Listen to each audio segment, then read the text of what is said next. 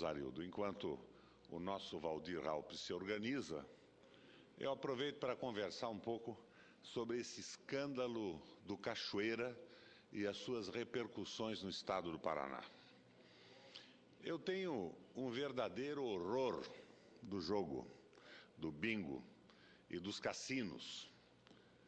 Não exatamente do jogo ou do bingo numa igreja, numa associação comunitária, para a construção de uma creche, para uma obra social. Mas o jogo organizado, o bingo, essas loterias, servem, a fim e a cabo, para a lavagem de dinheiro do crime organizado, do narcotráfico, do roubo de carros, do tráfico de armas. As quadrilhas lavam o dinheiro no jogo. Vocês vejam como funciona. Um bingo fatura, no fim do dia, 50 mil reais. Mas os seus organizadores dão entrada no R$1 milhão. Pagam imposto e esse R$1 milhão que saiu do crime organizado, que tem origem criminosa, depois do imposto pago é lavado.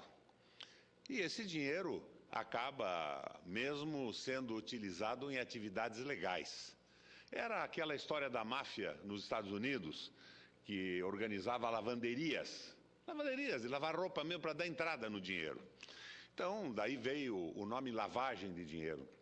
No Brasil, até empreiteiras são organizadas com o dinheiro do crime organizado, lavado no jogo. No Paraná, eu combati essa prática com muita força, com muita decisão. Foi um jogo muito duro. E, à época, a imprensa do Paraná inteira me agredia. Eles diziam, não, mas o jogo vai dar empregos, vai dar dinheiro para as práticas sociais do programa de voluntariado do Estado e coisas que tais. Foi uma parada dura e eu acabei com o jogo no Paraná. O Cachoeira andava por lá, senador Raupp. Andava por lá.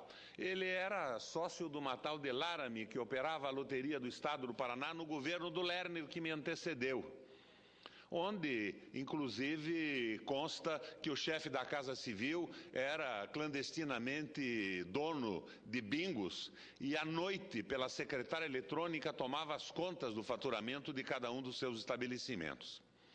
Foi um jogo duro, foi um jogo pesado. E essa Laramie operava a loteria do Estado e, se não me engano, um tal de Totó Bola, que era um sorteio pela internet. Eu acabei com isso tudo no Estado. E quando eu me elegi senador, depois de governador, eu me elegi senador da República. Uma tarde, eu recebi um telefonema de um senador que me disse, eu estou aqui com um amigo, Requião, e eu gostaria de fazer uma visita a você. Senador, companheiro de bancada, por que não me visitaria? E esse senador foi ao meu gabinete e me apresentou um sujeito. Olha, eu estou aqui com o empresário do jogo, é o senhor Carlos Cachoeira. E eu disse ao senador, se você tivesse me dito com quem vinha, eu não teria recebido. Mas, uma vez que já está aqui, eu quero agradecer o fato de ter vindo. Ele me perguntou espantado, mas por que agradecer? Porque eu gosto de olhar nos olhos e na cara os tipos que eu quero pôr na cadeia. E eu quero, o senhor Carlos Cachoeira, vê-lo preso. Isso foi testemunhado, inclusive, por alguns deputados estaduais que estavam no meu gabinete. Esse Carlos Cachoeira chegou no meu gabinete e eu não sabia quem era. E se apresentou, eu vim aqui conversar porque eu acho que o senhor cometeu um erro. O jogo dá emprego, dá dinheiro para o Provopar, eu gostaria de conversar. Eu toquei esse sujeito no meu gabinete. Eu era senador de primeiro mandato. E agora eu, de repente, não mais que de repente, vejo documentos da Polícia Federal, de um tal de Aprígio, de um tal de Roberto Coppola, que se dirige a um tal de Aprígio, que é cunhado do Carlos Cachoeira, e diz que pretendiam entrar com uma ação contra o Estado do Paraná por lucros cessantes, agora no governo do Beto Richa, do Carlos Alberto Richa, do PSDB, e me agride com palavrões pesados. Ainda bem que saiu esse governador Roberto Requião, filho disso, filho daquilo, incha bola. E se referem com carinho, quase, ao governador atual.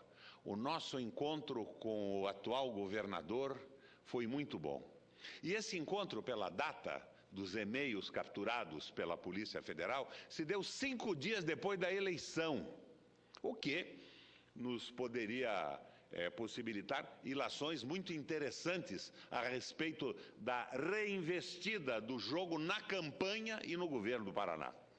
Mas isso nós vamos conversar aqui na CPI. Certamente o senhor Beto Richa será chamado aqui na CPI para uma cariação com o tal do Roberto Coppola, dono da Laramie, e explicar que tipo de entendimentos estavam fazendo e por que um governador, 5 dias, não da posse, 5 dias da eleição, recebe o representante do jogo organizado e da corrupção de políticos no nosso país. Isso, sem dúvida, vai ser muito interessante. Essa é onde eu quero chegar com essa oportunidade que o senador Mozarildo me dá. Eu pisei no rabo do gato, divulgando pela internet e aqui na tribuna os documentos, divulgando para o Brasil todo, com a força dessa TV Senado, os documentos de e-mails capturados pela Polícia Federal, que já são públicos. Um jornal de Goiás publicou, e a Gazeta do Povo do Paraná publicou também os desaforos e as agressões a mim e ao elogio ao governador atual do Paraná. Pisei no rabo do gato, mas o bichano está miando por várias bocas.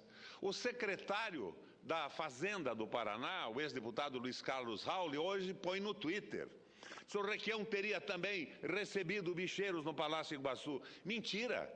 A pior figura, senador Mozarildo, que eu recebi no Palácio Iguaçu foi o deputado Luiz Carlos Rauli, se assim vocês considerarem. E o deputado Francischini disse: vou convocar o governador Requião na CPI para explicar o que ele... Francischini, com essa pose de moralista, parece o Demóstenes da Câmara Federal, esse Francischini.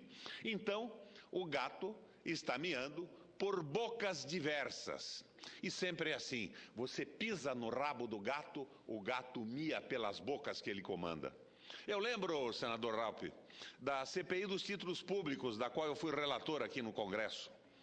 Peguei pesado, mostrei os governadores que tinham metido a mão em dinheiro público, os malfeitos, a corrupção, a safadeza. Quem é que me agrediu? A Isto É e a Veja. Imediatamente inventaram uma história que a minha mulher tinha mandado dinheiro para os Estados Unidos. Claro que tinha mandado. Declarado no imposto de renda, no apartamento do pai dela vendido, mandou para a irmã através de uma casa de câmbio legalmente estabelecida e registrada no Banco Central. Mandei para a Veja essa documentação toda, nunca houve correção, senador Mozarildo. Daí, o meu interesse, por exemplo, com essa lei do direito de resposta que eu coloquei, mas parece que a gatarada mia no plenário também.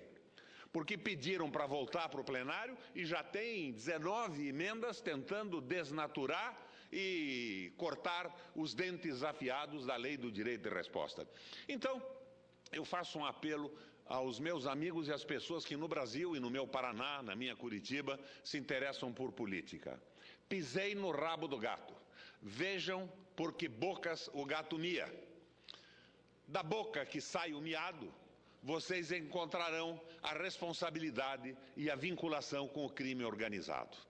O jogo em si não é um problema. A lavagem de dinheiro é um problema.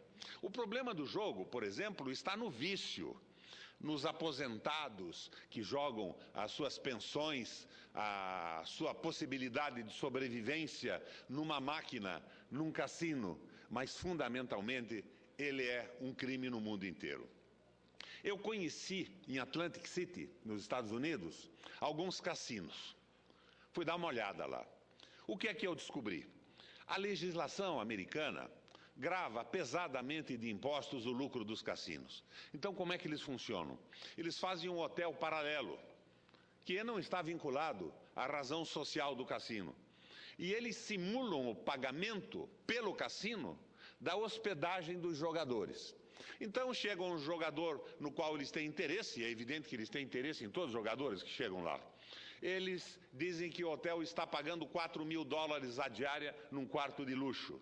E o hotel não tem a gravação de impostos que tem um cassino. Então, o hotel apresenta lucro, não é gravado pelos impostos, e o cassino diminui o seu lucro para não pagar impostos. É um trambique no mundo inteiro, e eu espero que no Brasil isso nunca se estabeleça. Esta ilusão, e eu não quero dizer que toda pessoa que acredita na possibilidade da legalização do jogo esteja vinculada com o crime organizado. Tem muita gente que se ilude com esta fantasia dos desdobramentos positivos econômicos de um cassino. Este senador, por exemplo, que levou o Cachoeira no meu gabinete, acreditava na legalização do jogo.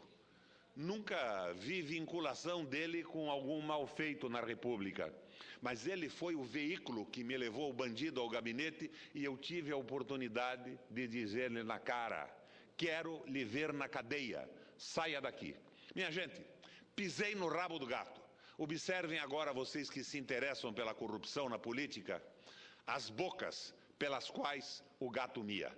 Ah, veja, isto é, parlamentares, radialistas, apresentadores de televisão, canais de televisão por esse Brasil inteiro. Está aí a rede de influência da corrupção, do crime e do jogo organizado no nosso Brasil.